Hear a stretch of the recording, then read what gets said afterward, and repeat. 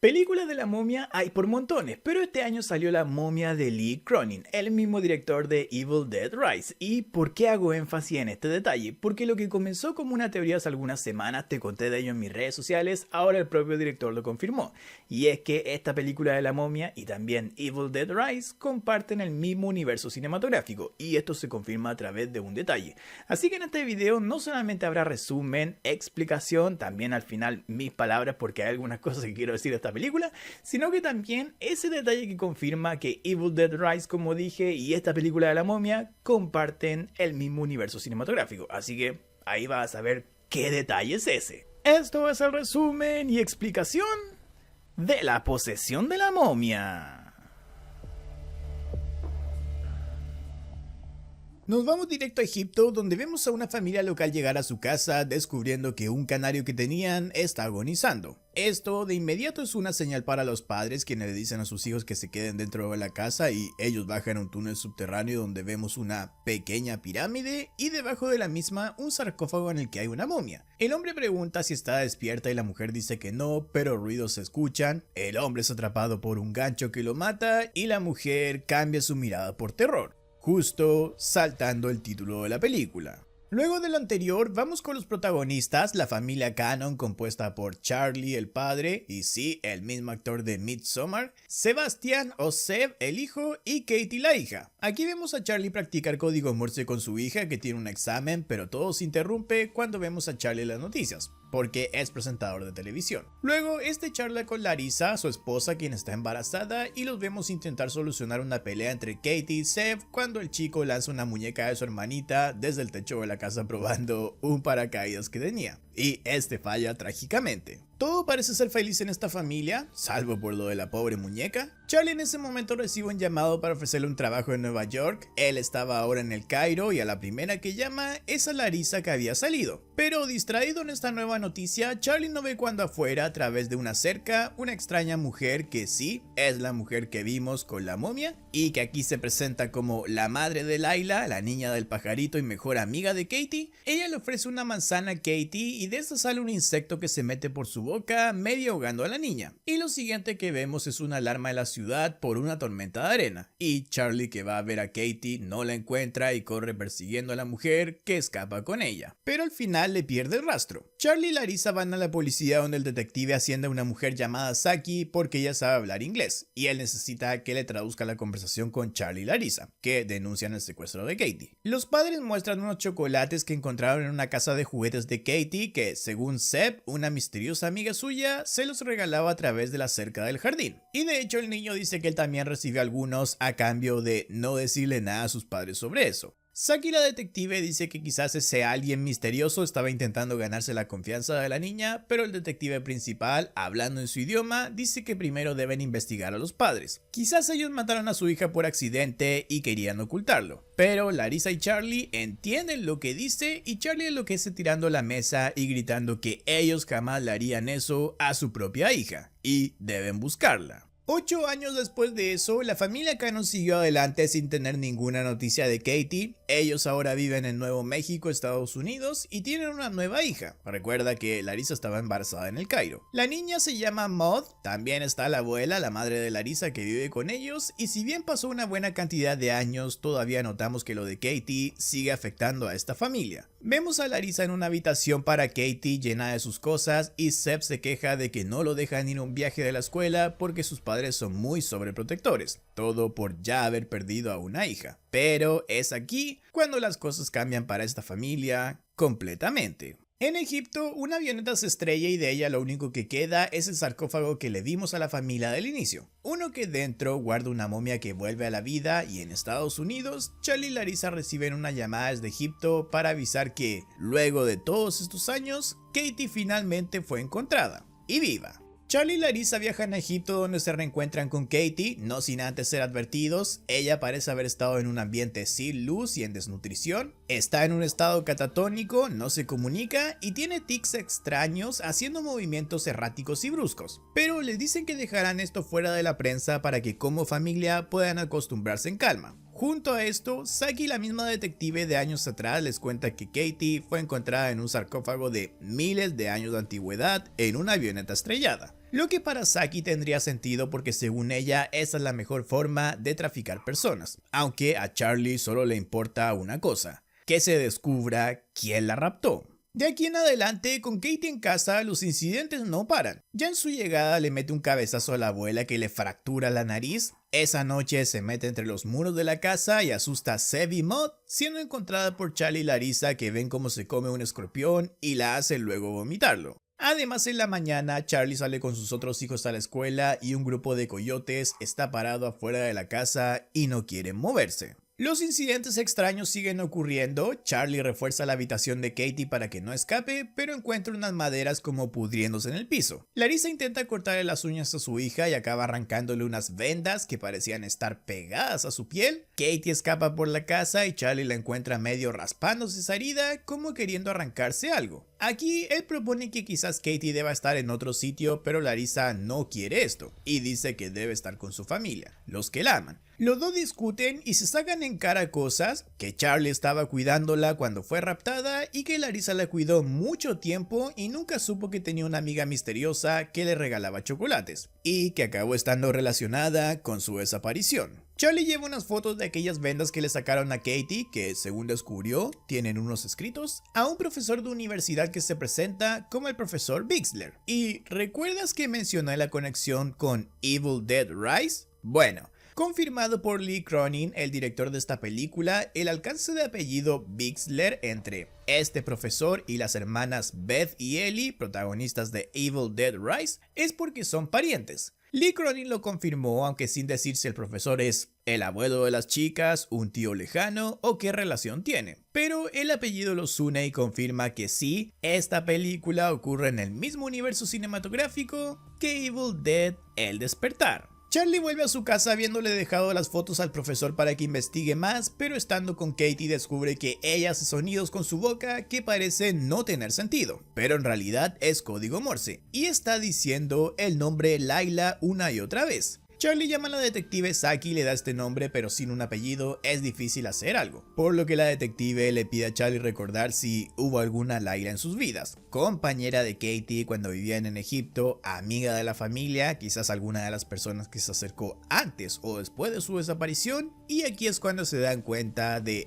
hacia dónde va el asunto. Charlie comienza a revisar una caja donde guardan todas las cartas que les llegaron cuando desapareció Katie. Y mientras está en eso, Maud escucha a Katie hablar en su habitación y se acerca para oír mejor, poniendo la cabeza contra la puerta del cuarto. Pero Katie la engaña, le dice a la niña que guarde el secreto de que habla porque quiere sorprender a sus padres. La niña se confía y por debajo de la puerta, Katie toca el pie de su hermanita, haciendo que ésta levite en el aire y se pegue contra la puerta del cuarto, susurrando cosas Katie y poseyendo a Maud, quien desde aquí no vuelve a ser la misma. Ocurriendo esto justo cuando Charlie encuentra una carta firmada por Layla Khalil. Él envía la imagen a Saki, que con otro detective detectan un área donde investigar y descubren una granja de nectarinas. Curiosamente, el mismo fruto que se encontró entre los restos del avión donde venía el sarcófago con Katie. Cuando el profesor llama a Charlie con los resultados de su investigación, le explica que los escritos en las vendas son de protección para contener un mal ente llamado Nasmaranian. El profesor reproduce una charla de una universidad de 1923 donde se explica que el Nasmaranian era visto como el diablo de su época y era conocido por ser un mal ente que se dedicaba a destruir familias haciéndolos pelear, se extendía por susurros e infectaba todo como un cáncer. Sin embargo, casi de un momento a otro se dejó de escribir sobre él y se decía que pudo haber sido contenido gracias a un antiguo ritual.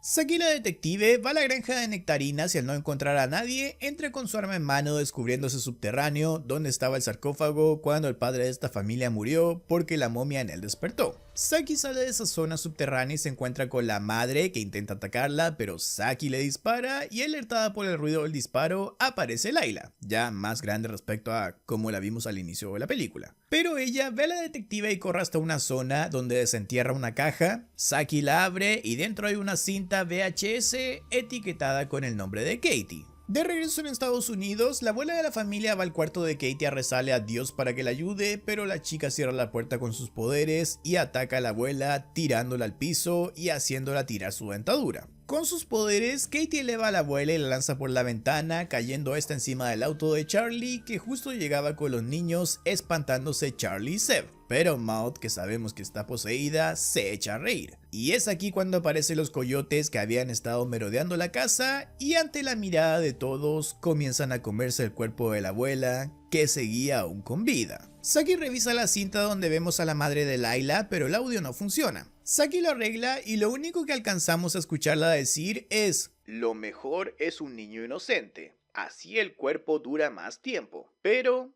cualquier humano sirve". Y luego va a esa zona subterránea de su granja donde solo dice: "Comencemos". Y la escena cambia, Saki va con Layla, que está detenida, y le pide que le explique qué es lo que se ve en la cinta. Layla revela que su madre le cortó la lengua una vez que ella intentó decir lo que pasaba, pero se esfuerza para hablar y cuenta que Katie no debería estar fuera del sarcófago, que el valle donde está la granja se va a inundar y tenían que mover el sarcófago. Pero como nunca lo habían hecho, sus hermanos eran inexpertos y ocurrió el accidente de la avioneta estrellada. Layla pide un lápiz y explica qué es lo que había en el sarcófago, escribiendo todo esto en unas hojas. En casa de los Cannon se realiza el velorio de la abuela, pero todo se vuelve un desastre muy rápidamente. Sin que nadie lo note, Maud se comienza a arrancar los dientes. Charlie le pide a Seb que cuide la puerta del cuarto de Katie porque él va a hablar con Larissa, quien ahora sí está de acuerdo en que Katie no puede seguir en la casa. Seb escucha ruidos y al igual que a Maud, Katie comienza a hablar a través de la puerta, pero Seb se encierra en su habitación poniéndose sus audífonos, aunque en ellos se escucha la voz de Katie, quien dice que hizo volar a la abuela, igual que esa vez en que Seb probó el paracaídas en una de las muñecas de Katie. Katie hace un agujero desde su habitación a la sala, donde es el velorio. Maud se acerca al cuerpo de la abuela y le abre la boca acercándose luego a Charlie y Larissa, revelando que se puso la placa dental de la abuela. Ella le salta encima a un invitado, mordiéndolo con esta placa, al mismo tiempo en que Katie cae en el ataúd de la abuela mordiendo su cadáver para derramar su sangre y comenzar a lamerla. Debido a lo sucedido, atan a Katie a una silla de ruedas y Charlie se queda vigilándola, pero ve como la niña levita en su silla y golpea el piso varias veces. Aquí llega Saki desde Egipto a mostrarle la cinta de Katie, revelando en ella que la momia que la madre de Layla mantenía bajo su granja contenía al demonio Nazmaranian. La familia de Layla mantenía una tradición donde cada hijo mayor en su momento cargaba con la responsabilidad de vigilar a este mal ente y pasarlo de un cuerpo a otro. Pero, ¿por qué? Aquí se entiende que este demonio debía estar atrapado en un cuerpo humano, pero cuando pasaba cierto tiempo, el cuerpo por cosas naturales se envejecía y ya no era capaz de contenerlo, por más que se envolviese en esas vendas con palabras de protección como había explicado el profesor. Y de ahí que cada hijo mayor de la familia, en este caso la madre de Layla, debía buscar a un nuevo receptor, y si recuerdas, la frase que ella dice en la cinta es: "Lo mejor es un niño inocente, pero cualquier humano sirve". Esto es porque el cuerpo de un niño tiene más años por delante y el de un adulto hace que eventualmente sea necesario buscar otro receptor más demasiado pronto. De ahí que la madre de Layla eligió a Katie y esta cinta muestra todo el ritual de cómo cambian al demonio del cuerpo en el sarcófago al cuerpo de Katie. Viéndose que esto ocurre cuando el cuerpo en el sarcófago parece vomitar una sustancia en la boca de Katie. Ni Charlie ni Larissa, y menos Saki, se dan cuenta de que mientras ellos están viendo la cinta, Seb poseído entra a la habitación de Katie, donde la ayuda quitando de las vendas que todavía cubrían su cuerpo. Y sabiendo que estas tienen palabras para contener al ente dentro del cuerpo de la niña, cuando se las arranca, el ente ya está libre para desatar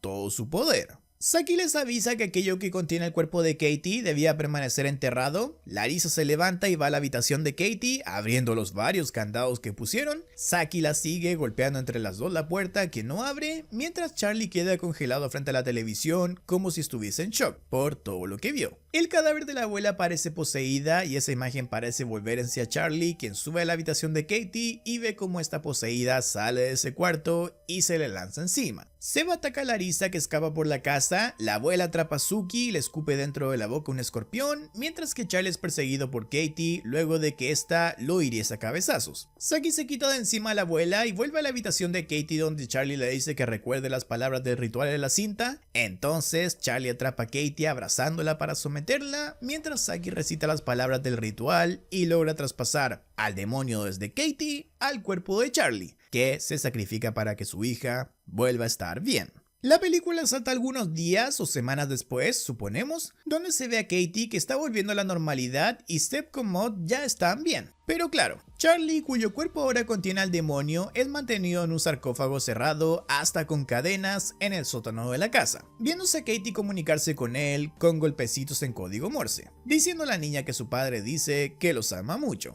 Larisa ve a sus hijos jugar, pero en la película luego va Saki en Egipto, quien recibe una llamada de Larisa diciéndole que tiene que hablar con ella sobre Charlie. La última escena de la película revela una prisión donde está la madre de Layla. Una enfermera entra y ella le habla como si fuese algo de rutina, pero de la nada la enfermera le inyecta el cuello y revela ser Larisa. Saki entra con Charlie poseído en silla de ruedas y cierra la puerta de la habitación, escuchándose las palabras del ritual, lo que da a entender que para hacer justicia, Larisa y Saki pasarán ahora al demonio al cuerpo de la madre de Layla, quien fue la que raptó a Katie. Liberando con esto a Charlie, y visto que él lleva días o semanas con el demonio dentro, ni de cerca todo el tiempo en que Katie pasó con esa cosa, y ella ya se ha ido recuperando, suponemos que Charlie, una vez le saquen el demonio, terminará sanando muy rápidamente de ese estado en que lo vemos al final.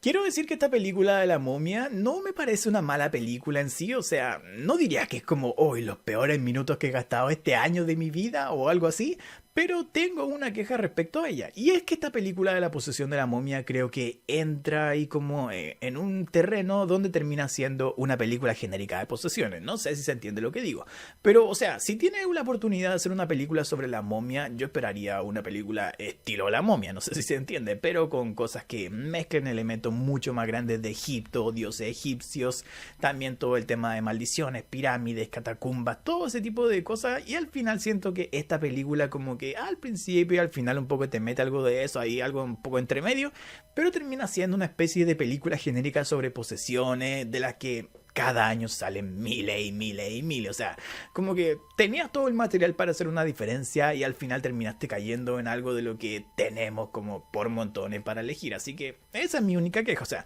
como digo, no te voy a decir que La Posesión de la Momia es la mejor película que vi este año, tampoco es la peor, pero no sé, si tenías la oportunidad, el material y los derechos para hacer algo diferente, estilo La Momia, no termines convirtiéndolo en una película más de posesiones donde no se demarca mucho entre la diferencia entre esta película y cualquier otra donde alguien está poseído por un demonio egipcio, un, no sé, espíritu maldito o cualquier cosa. O sea, esa es mi única queja respecto a esta película. Y viniendo de Lee Cronin, que tiene otras películas muy buenas, como que con mayor razón siento que quedó al debe en ese sentido. Bueno, recapitulando entonces la historia, La Posesión de la Momia nos trae una entidad malvada llamada Nasmaranian. Este era un demonio que se dedicaba a destruir familias hasta que fue encerrado en un cuerpo por la familia de Layla. Según explica esta madre en la cinta, contener ese ente malvado se convirtió en una tradición de años y generaciones donde cada hijo mayor debía, cuando llegaba el momento, cambiar al demonio de cuerpo para que éste no escape. Ya por lo que dice la madre de Layla, entendemos que los cuerpos humanos que envejecen llegan a un punto donde ya naturalmente no pueden contener al ente, y es ahí cuando debe ser transferido a un cuerpo más joven. La mujer explica que lo mejor es un niño, pero al final cualquier cuerpo sirve. Esto es obviamente porque el cuerpo de un niño tiene más años por delante, y eso evita que tengas que mover al ente malvado tan seguido. Con eso claro, ¿dónde entonces todo se va al carajo en esta película? Layla le revela a Saki que el valle se iba a inundar y con ello ese subterráneo donde tenían a Katie luego de que la madre de Layla la raptase para volverla la nueva recipiente del ente maligno. Bajo ese contexto, los hermanos de Layla eran los encargados de mover ese sarcófago, pero ellos eran inexpertos y esto salió mal. El avión se estrelló, el sarcófago terminó siendo encontrado, abierto y Katie de vuelta a sus padres, sin saber ellos que contenía un ente maligno, lo cual todavía ni siquiera era lo peor. Lo realmente malo, o el punto donde ya todo se pudrió, fue cuando Larissa, sin saberlo, le arrancó alguna de las vendas a Katie que tenían palabras de protección y ayudaban a contener al demonio. Esto hizo que este fuese ganando fuerzas hasta el final, cuando con ayuda de un ser poseído se arranca todas las vendas y ya se libera. Justo a tiempo, eso sí, para que Charlie, que ya sabía qué estaba sucediendo, se sacrificase siendo el nuevo recipiente del demonio, liberando con esto a su hija. Y cuando creíamos que todo acababa así, la última escena muestra que por idea de Larissa, Saki y ella acabaron pasando al demonio a la madre de Layla, para liberar de nuevo a Charlie y que él se una a su familia para por fin estar completos. O bueno, completos sin la pobre abuela y F por ella, que es la verdadera víctima de esta película. Muchas gracias por haber visto el video de la posesión de la momia. Si te gustó, dale like, suscríbete y activa las notificaciones. Únete si puedes, si quieres, al canal para ver mis nuevos videos antes que el resto, y sígueme en redes sociales, donde todos los días subo datos, noticias y actualidad del cine y también las series. Esta vez lo sé y lo siento, pero quiero volver a romperte las pelotas con Obsession. He spameado mucho, pero la película volvió a marcar un hito porque el miércoles pasado, a lo que estoy grabando esto, recuperó el puesto número 1 de taquilla en Estados Unidos, superando a la película de Mandalorian y Grogu, una película que forma parte del universo de Star Wars, una saga icónica y muy reconocida del cine, marcándose con ello Obsession otro triunfazo para el cine de terror. Cualquier película que quieras ver resumida en el canal, puedes sugerirla en comentarios o enviándome el nombre por redes sociales, cuyos enlaces están en la descripción de este video. Un abrazo y nos vemos en la próxima.